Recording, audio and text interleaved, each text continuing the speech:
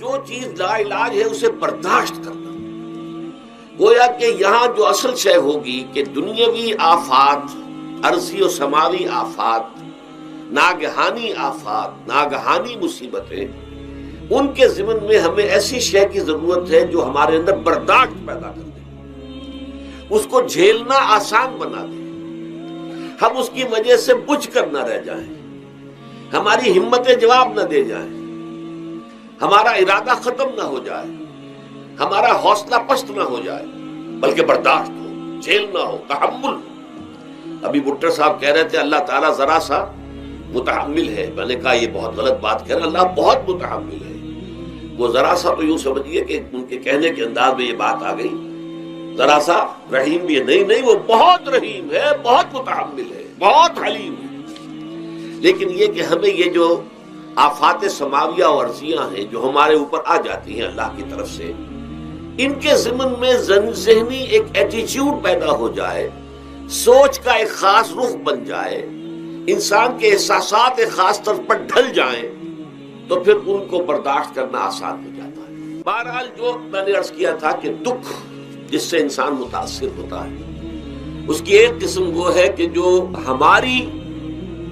ہمارے ارادہ اور اختیار سے باہر ہے، اللہ کی مشیت سے، اللہ کے اذن سے، اللہ کی مرضی سے آتا ہے. اس کے لیے ہمارا کام صرف برداشت ہے. جو شے بھی ہمیں برداشت کی صلاحیت عطا کر دے وہی اس کا علاج ہے. جیسے آپ کو معلوم ہے کہ بخار بہت تیز چڑھا ہوا ہے، اس کی دوا نہیں ہے اسپرین یا کوئی اور پیراسیٹامول، بخار کی شدت کو کم کر دے، وہ کوئی علاج نہیں ہے. علاج تو ہوگا اگر معلوم ہو کہ کون سے جراثیم ہے، کس کی وجہ سے ہے، اس کا صحیح اینٹی بایوٹک کون سا ہے، وہ دیا، وہ علاج ہوگا. یہ علاج نہیں ہے. لیکن اس کی شدت کی کمی اور اس کے اندر جو احساس ہے جھیل جانے کا، وہ انسان کے لیے آسان ہو جاتا ہے. یہی مضمون آیا ہے سورہ حدید میں بھی، ما اصاب من مصیبت فی الارض ولا فی انفسکم. یہاں کھول دیا اس مضمون کو. میں نے عرض کیا تھا نا کہ یہ آفت سماوی بڑے پیمانے پر بھی ہو سکتی ہے، زمین میں یعنی زلزلہ آ گیا، فلڈ آ گیا، طوفان آ گیا. ولا فی انفسکم، خاص تمہاری جان میں، تمہیں بخار ہو گیا، تمہیں ٹی وی لگ گئی، تمہیں کوئی اور بیماری آ گئی، تمہیں کینسر ہو گیا، معاذ اللہ ثم معاذ اللہ. ہوتا ہے، آخر ہوتا ہے. دنیا میں انسانی زندگی کے ساتھ یہ ساری چیزیں لگی ہوئی ہیں. لیکن یہ چیزیں ما اصاب من مصیبت فی الارض ولا فی انفسکم، نہیں پڑتی تم پر کوئی پڑنے والی کوئی مصیبت، کوئی تکلیف، نہ پوری زمین میں بڑے پیمانے پر، نہ تمہاری جانوں میں انفرادی سطح پر، الا فی کتاب من قبل ان نبراها، مگر یہ کہ وہ تو ایک کتاب میں، کتاب اللہ کے علم کی کتاب، ام الکتاب، اس میں پہلے سے درج موجود ہے. یہ الٹ اپ نہیں ہو گیا، یہ اچانک نہیں ہو گیا. آپ اچانک سمجھتے ہیں کہ صاحب میں تو جا رہا تھا، اچانک ٹرک نے آ کے مجھے دھکا مار دیا. اچانک کوئی شے یہاں نہیں ہوتی. اس کائنات میں پتہ تک نہیں ہلتا جب تک کہ اس نے رب نہ ہو. اچانک کا کیا سوال؟ تو در حقیقت جو ہوتا ہے وہ اللہ تعالیٰ کے علم میں پہلے سے ہے، علم کامل، ما کان وما یکون، جو کچھ ہوا جو کچھ ہوگا، مستقبل، ماضی، کل کا کل، آنے واحد میں اللہ کے علم میں موجود ہے. لہذا یہاں اچانک کچھ نہیں ہوتا. جو بھی آیا ہے اللہ کے علم سے آیا ہے، اور یہ پہلے سے اللہ کے علم کے اندر موجود تھا، لکھا ہوا تھا. الا فی کتاب من قبل ان نبراها ان ذلک علی اللہ یسیر. یہ تمہیں تو مشکل نظر آئے گا لیکن اللہ پر بڑا آسان ہے. اللہ کا علم کامل، ما کانا ما یکون کو حاوی ہے. لکہ لا تاسوا علی ما فاتکم، تاکہ تم افسوس نہ کیا کرو ان چیزوں پر جو تم سے چھوٹ جائیں، جاتی رہے، چھن جائیں. کوئی موقع تھا ہاتھ سے نکل گیا، کوئی دولت تھی اس پر ڈاکہ پڑ گیا، کوئی اور مصیبت ہے وہ آ گئی، کوئی عزیز فوت ہو گیا، اکلوتا بیٹا تھا فوت ہو گیا، وغیرہ وغیرہ. ما فاتکم، فات سے ہی فوتیدگی ہے نا. جو شے بھی نکل جائے، چلی جائے، ہاتھ سے جاتی رہے، چاہے وہ کوئی آپ کا عزیز تھا جو فوت ہو گیا تو آپ کے ہاتھ سے نکل گیا، یا کوئی مال تھا جو آپ کے قبضے سے نکل گیا، ڈاکہ پڑ گیا، چوری ہو گئی، نقصان ہو گیا کاروبار میں بہت بڑا، اس پر افسوس نہ کیا کرو. اگر افسوس کرو گے تو اس کا مطلب کیا ہوگا کہ تمہیں اللہ پر اعتماد نہیں ہے، یا تم سمجھتے ہو کہ اللہ کے سوا بھی کوئی ہے جو یہ کام کر سکتا. کائنات میں تو ایک ہی کی مرضی چلتی ہے، وہ ہے اللہ۔ لہذا اگرچہ وہ کسی کے ذریعے سے تکلیف آپ کو پہنچی ہے، کسی نے آپ کو پتھر مارا ہے، وہ پتھر ہو سکتا ہے آپ کو نہ لگتا، لگ گیا ہے تو اللہ کے فیصلے سے لگا ہے، اس کا باپ بھی نہیں پتھر مار سکتا آپ کو اگر اللہ کا عزت نہ ہو۔ لہذا آپ پتھر مارنے والے کو بھی مجرم سمجھیے، ٹھیک ہے، اس سے بھی قصاص لینے کا آپ کو حق ہے، لیکن یہ جان لیجئے کہ جو آیا ہے پتھر وہ اذن رب سے آیا ہے۔ اب ظاہر بات ہے کہ اگر یہ کیفیت ہوگی تو غصہ اتنا نہیں ہوگا اس شخص پر کہ جس نے یہ کام کیا ہے۔ اس وقت اصل میں میرا موضوع جو ہے وہ اس دنیا میں دکھوں کا علاج۔ دکھ ایک تو وہ ہے کہ جو ناگہانی طور پر آ جاتے ہیں، اس میں ہماری کسی غلطی کو دخل نہیں ہوتا۔ وہ کوئی آفت سماوی ہے، کوئی زلزلہ آ گیا ہے، ابھی آپ کو معلوم ہے فوج جو قصبہ تھا گجرات اسٹیٹ کا انڈیا کا پورا ختم ہو گیا، اس میں بہت سے مسلمان بھی تھے۔ جب کوئی آفت سماوی آتی ہے تو وہ ظاہر بات ہے کہ پھر سب کے سب لوگ اس کی لپیٹ میں آ جاتے ہیں۔ زلزلہ آ گیا، کوئی اور طوفان آ جائے، جیسا کہ کئی مرتبہ آپ نے اخبارات میں پڑھا ہوگا، اس سال امریکہ میں بہت طوفان آئے ہیں، مشرقی ساحل پر بار بار طوفان آئے، وہاں بھی لوگ مرتے ہیں، وہاں بھی چھتیں اڑ جاتی ہیں، وہاں بھی تباہی جو ہے آتی ہے۔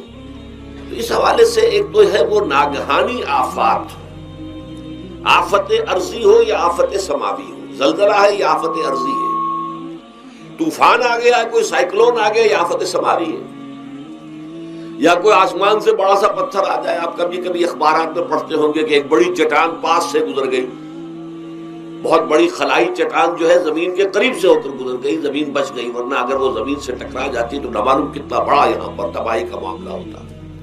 بڑے بڑے جو ہے شہاب گرتے رہے زمین کے اوپر، بڑی بڑی تباہیاں آتی رہی ماضی میں۔ تو ایک تو یہ ہے، اور ان میں بھی تقسیم کیجئے، یہ ناگہانی تکلیف، ناگہانی مصیبت، یا کوئی آفت سماوی یا آفت ارضی، اس کی بھی پھر دو قسمیں ہو گئی۔ ایک وہ کہ جو افراد کو متاثر کرتی ہے، انفرادی سطح پر، آدمی سڑک پر جا رہا تھا، پیچھے سے آ کر کسی گاڑی نے ٹکر ماری، گر گیا، ٹانگ ٹوٹ گئی۔ اب ظاہر بات ہے کہ اس میں اس کا کوئی قصور نہیں ہے، یہ اللہ تعالیٰ کی طرف سے بات آ گئی ہے۔ یا یہ کہ کوئی اگر اجتماعی سطح پر آیا، جیسا کہ زلزلہ ہے، یا جیسا کہ کوئی سائیکلون ہے، کوئی بڑا طوفان ہے، بہت بڑے فلڈز آ گئے ہیں۔ اس وقت بھی موزمبیق میں بہت بڑا فلڈ آیا ہوا ہے، ساؤتھ افریقہ میں، اور افریقہ میں اس پچھلے سال بھی بہت بڑا فلڈ آیا تھا، بڑی تباہی آ رہا۔ تو یہ آفت سماوی، یہ ظاہر بات ہے کہ اجتماعی سطح پر آتی ہے، بڑی بڑی مقدار میں، تعداد میں لوگ متاثر ہوتے ہیں، لاکھوں لوگ بے گھر ہو جاتے ہیں، ہزاروں آدمی مارے جاتے ہیں۔ تو پہلی شکل جو ہے دکھ کی، جیسا کہ میں نے عرض کیا، وہ ناگہانی دکھ، کوئی آفت ارضی، کوئی آفت سماوی، خواہ وہ انفرادی ہو خواہ اجتماعی۔ اس کے ضمن میں کیا علاج ہے؟ ظاہر بات ہے کہ اس کا علاج یہ تو نہیں ہو سکتا کہ آپ اس کو ختم کر سکیں۔ انگریزی کا ایک محاورہ ہے، What cannot be cured must be endured۔ جو چیز جو ہے جس کا علاج نہیں ہو سکتا وہ تو برداشت کرنی پڑے گی۔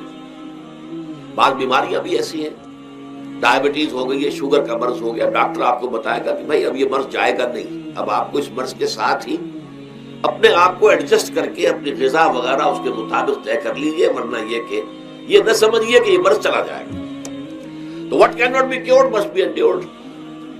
لہذا ان آفت سماوی و ارضی، چاہے وہ انفرادی سطح پر متاثر کرتی ہوں انسانوں کو، اور چاہے اجتماعی سطح پر، اس کا تو علاج ایک ہی ہے۔